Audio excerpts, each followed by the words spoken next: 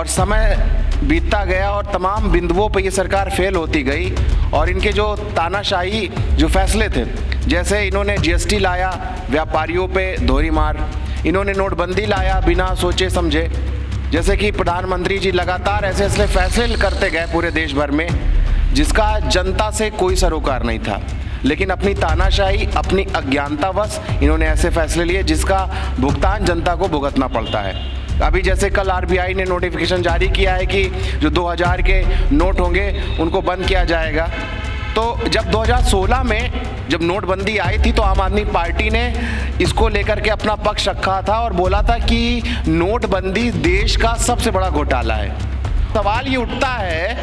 कि ऐसे कौन से लोग हैं जिनके काले धन को सफ़ेद करना था और नोटबंदी के माध्यम से 2016 में भारतीय जनता पार्टी ने उनकी मदद की। अब सवाल ये खड़ा होता है, जब 2016 में नोटबंदी की गई थी, तमाम विपक्ष के नेता और आम आदमी पार्टी ने इसकी आलोचना की थी, इसका विरोध किया था और तभी बोला था कि 1000 और 500 के नोट बंद करके जब आप 2000 के नोट लाते हैं तो उससे भ्रष्टाचार बढ़ेगा। तब भारतीय जनता पार्टी के नेताओं ने अपना इसमें तर्क दिया कि नहीं, ऐसा नहीं है। जो गोदी मीडिया है भारतीय जनता पार्टी के पक्ष में काम करते, उन्होंने बोला चिप लगी हुई है। ऐसे ऐसे तर्क दिए, जनता ने बर्दाश्त किया, लाइनों में लग के देश के लिए लाइन में लगे और उनको लगा कि हो सकता है भ्रष्टाचार इससे खत्म हो जाए, भ्रष्टाचार खत्म हो जाए, आतंकवाद खत्म हो जाए, नक्सलवाद खत्म हो जाए। नमस्कार, मैं हूं हयात अब्बास, आप देख रहे हैं 4 PM न्यूज़ नेटवर्क। और कल आरबीआई ने एक फैसला लिया, 2000 के नोटों की वैधता खत्म करने की बात कही गई और इसके बाद तो देश में घमासान मच गया। विपक्ष की तरफ से प्रतिक्रिया आने लगी और दिल्ली में बैठे आम आदमी पार्टी के मुख्यमंत्री अरविंद केजरीवाल जी ने भी उन्होंने भी अपनी प्रतिक्रिया देते हुए कहा कि पीएम को पढ़ा लिखा होना चाहिए, वरना बोलने से पहले वो कुछ भी बोल देता है, बोलने से पहले सोचता नहीं है। इसी सिलसिले में आगे बात करेंगे हम एलजी की, क्योंकि अब जो सुप्रीम कोर्ट के आदेश के बावजूद फिर से जो अधिकार थे वो एलजी को सौंप दिए गए हैं। इस पर भी जानेंगे और बात करेंगे हम दिनेश सिंह पटेल से, जो कि पूर्व महासचिव हैं आम आदमी पार्टी के, उनसे बात करेंगे। तो सबसे पहले मेरा यही आपसे सवाल है, जिस तरह आरबीआई ने ये फैसला लिया है 2000 के नोट बंद करने को, जबकि प्रधानमंत्री ने कहा था इससे काला धन खत्म हो जाएगा, और ऐसे में फिर से इसको वापस इसको बैन करना, इसको कैसे देखते हैं? सबसे पहले 4 PM के सभी दर्शकों को मेरा नमस्कार। 2016 में जब नोटबंदी लगाई गई थी तो देश के प्रधानमंत्री जी ने तमाम इसकी गिनाई थी कि भाई अगर नोटबंदी हो जाएगी तो देश में आतंकवाद खत्म हो जाएगा, अगर नोटबंदी हम सफलता से इसको लागू कर देते हैं तो देश में महंगाई जैसे तमाम जो भ्रष्टाचारी लोग हैं उनका भ्रष्टाचार खत्म हो जाएगा। लेकिन जैसे समय बीतता गया और तमाम बिंदुओं पर ये सरकार फेल होती गई और इनके जो तानाशाही जो फैसले थे, जैसे इन्होंने जीएसटी लाया व्यापारियों पे दोहरी मार, इन्होंने नोटबंदी लाया बिना सोचे समझे, जैसे कि प्रधानमंत्री जी लगातार ऐसे ऐसे फैसले करते गए पूरे देश भर में जिसका जनता से कोई सरोकार नहीं था, लेकिन अपनी तानाशाही अपनी अज्ञानतावश इन्होंने ऐसे फैसले लिए जिसका भुगतान जनता को भुगतना पड़ता है। अभी जैसे कल आरबीआई ने नोटिफिकेशन जारी किया है कि जो 2000 के नोट होंगे उनको बंद किया जाएगा। तो जब 2016 में जब नोटबंदी आई थी तो आम आदमी पार्टी ने इसको लेकर के अपना पक्ष रखा था और बोला था कि नोटबंदी देश का सबसे बड़ा घोटाला है, और इसको लेकर के पूरे देश भर में अरविंद केजरीवाल जी ने रैलियां भी की थी, जनसभाएं भी की थी और लोगों को जागरूक भी किया था कि किस तरीके से नोटबंदी के माध्यम से भ्रष्टाचार किया जा रहा है। भारतीय जनता पार्टी के बड़े बड़े नेता इस पूरे भ्रष्टाचार में सम्मिलित हैं और काला धन को सफेद किया जा रहा है। जैसे समय बीतता गया, कुछ महीने ही हुए थे कि पूरे देश भर में भारतीय जनता पार्टी के बड़े बड़े मुख्यालय, आलीशान मुख्यालय बनके तैयार हो गए और देखा गया एक सीमित टाइम पीरियड था कि एक ही टाइम में एक ही समय में पूरे देश भर में भारतीय जनता पार्टी ने अपने कार्यालय खोले, जमीन लिया। तो सवाल ये उठता है कि ऐसे कौन से लोग हैं जिनके काले धन को सफेद करना था और नोटबंदी के माध्यम से 2016 में भारतीय जनता पार्टी ने उनकी मदद की। अब सवाल ये खड़ा होता है, जब 2016 में नोटबंदी की गई थी, तमाम विपक्ष के नेता और आम आदमी पार्टी ने इसकी आलोचना की थी, इसका विरोध किया था और तभी बोला था कि 1000 और 500 के नोट बंद करके जब आप 2000 के नोट लाते हैं तो उससे भ्रष्टाचार बढ़ेगा। तब भारतीय जनता पार्टी के नेताओं ने अपना इसमें तर्क दिया कि नहीं, ऐसा नहीं है। जो गोदी मीडिया है भारतीय जनता पार्टी के पक्ष में काम करते, उन्होंने बोला चिप लगी हुई है।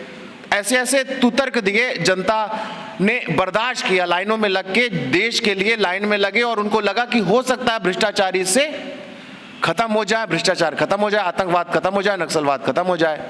लेकिन जिस तरीके से कल 2000 की नोट को पुनः बंद किया भारतीय जनता पार्टी ने, ये साबित कर दिया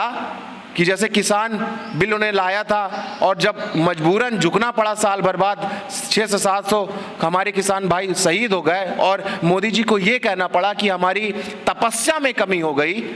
तो मैं फिर पूछना चाहता हूं देश के प्रधानमंत्री नरेंद्र मोदी जी से कि आपकी फिर तपस्या में कोई कमी हो गई जो आपने अपने लिए फैसले को गलत साबित किया और 2000 की नोट को वापस लिया। तो ये तमाम मुद्दे हैं, इसको लेकर के लगातार आम आदमी पार्टी आवाज उठाती आई है। 2000 के जो नोट हैं वो जनता के बीच पहले से ही नहीं थे और ये जो नोट थे वो चंद उद्योगपतियों के पास थे। अब सरकार ने एक रास्ता खोल दिया कि जो आपने ब्लैक मनी जमा किया था उसको व्हाइट में कन्वर्ट कर लीजिए। और जिस तरीके से अडानी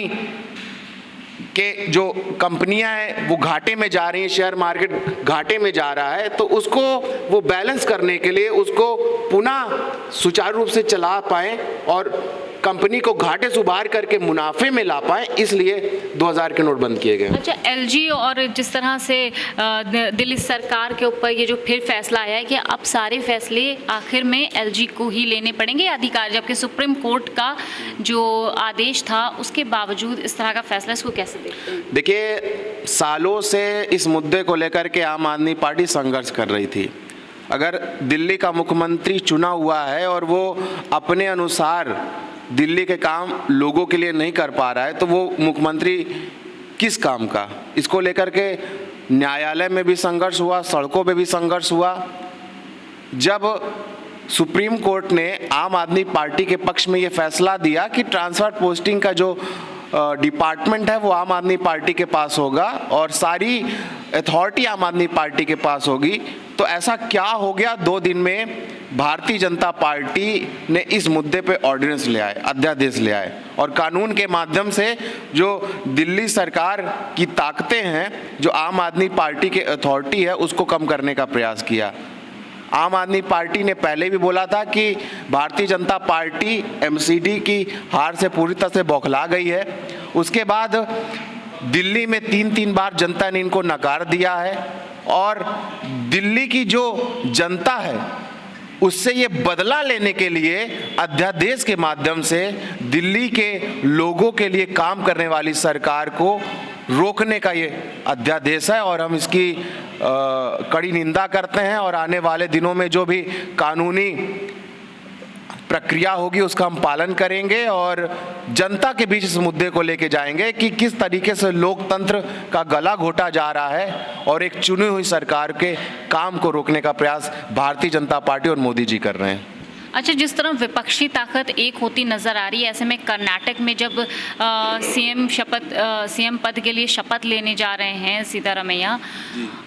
तो सभी को आमंत्रित किया गया है विपक्षी में से, तो आम आदमी पार्टी को नहीं किया गया, ऐसी बात सामने आ रही है। इसको कैसे देखते हैं? क्योंकि जब विपक्षी ताकत एक हो रही है तो आम आदमी पार्टी क्यों दूर? देखिए, ये सवाल कांग्रेस से पूछा जाना चाहिए कि उन्होंने आमंत्रित किया है कि नहीं किया है। ऐसी कोई सूचना अभी हमारे पास नहीं है। लेकिन अगर 2024 में भारतीय जनता पार्टी जैसे तानाशाही सरकार को रोकना है तो सभी राजनीतिक दलों को एक प्लेटफॉर्म में आना पड़ेगा, क्योंकि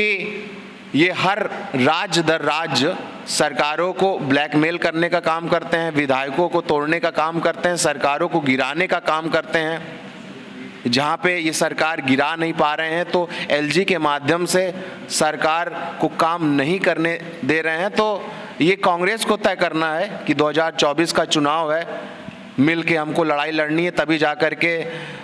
भारतीय जनता पार्टी के खिलाफ हम मजबूती से लड़ पाएंगे। मतलब आम आदमी पार्टी पूरी तरह से तय कर चुकी है कि वो विपक्षी ताकत में, एकता में साथ देगी, आगे बढ़ेगी। बिल्कुल, भारतीय जनता पार्टी को लेकर के लगातार जिस तरीके से उसका रवैया है, सभी विपक्ष के नेताओं को दबाना, विपक्ष की सरकारों को गिराना, तोड़ फोड़ करना, एलजी के माध्यम से मुख्यमंत्री की ताकतों को कम करना, इन तमाम मुद्दों पे पहले भी आम आदमी पार्टी ने लड़ाई लड़ी है। एक मंच पे तमाम विपक्षी नेताओं के साथ आगे भी लड़ाई लड़ेगी। बहुत बहुत शुक्रिया। तो ये थे हमारे साथ दिनेश सिंह पटेल, जो बता रहे थे किस तरह से 2024 में विपक्षी एकता एक होकर भाजपा का किला गिराने की पूरी कोशिश में है, पूरी तैयारी में है और पूरे दमखम के साथ मैदान में उतरेगी। कैमरा पर्सन सत्यनारायण के साथ मैं हयात अब्बास, 4PM न्यूज़ नेटवर्क।